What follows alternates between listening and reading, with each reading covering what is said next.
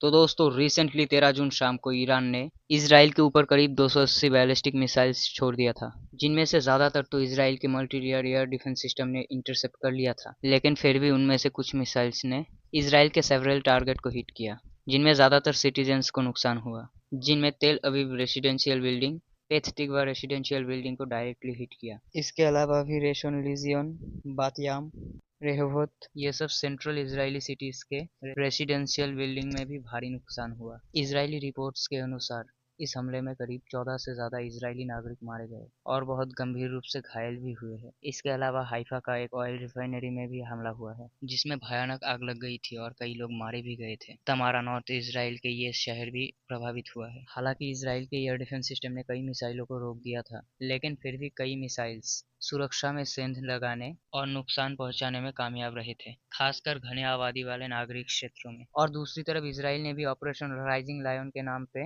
Iran के ऊपर एक हैवी बॉम्बिंग किया है, जिसमें नातांज और Isfahan's uranium conversion facility, military installation, missile complex और आईआरजीसी फैसिलिटीज भी शामिल है। इन एयर स्ट्राइक में ईरान के कुछ हाई मिलिट्री लीडर्स को एलिमिनेट कर दिया, including IRGC commander Hossein Salami, Iran के आर्म्ड फोर्स के chief of staff major general Mohammad Bagheri और टॉप न्यूक्लियर साइंटिस्ट की मौत हो गई। इसके अलावा इसराइल जो है वो दावा करता है कि उन्होंने ईरान के न्यूक्लियर प्रोग्राम को भी तबाह कर दिया है अपने मिसाइल्स से। कुछ रिपोर्ट्स तो ये भी कह रहा है कि ईरान के 1/3 surface to surface missile launch system को भी तबाह कर दिया है। ईरान के अथॉरिटी के अनुसार 220 से ज्यादा ईरानियन सिटीजन्स की मौत हो गई है, जिनमें औरतें और बच्चे भी शामिल है। सो फ्रेंड्स, वॉर चाहे कहीं भी हो, लेकिन इसका साइड इफेक्ट पूरे वर्ल्ड में देखने को मिलता है और इसका इम्पैक्ट भारत में भी दिख सकता है, क्योंकि ईरान और इसराइल दोनों ही हमारे लिए इम्पोर्टेंट है। इंडिया का इसराइल और ईरान दोनों के साथ ही एक बड़ा व्यापारिक संपर्क है। फाइनेंशियल ईयर 2025 में इंडिया ने ईरान के साथ लगभग $1.24 बिलियन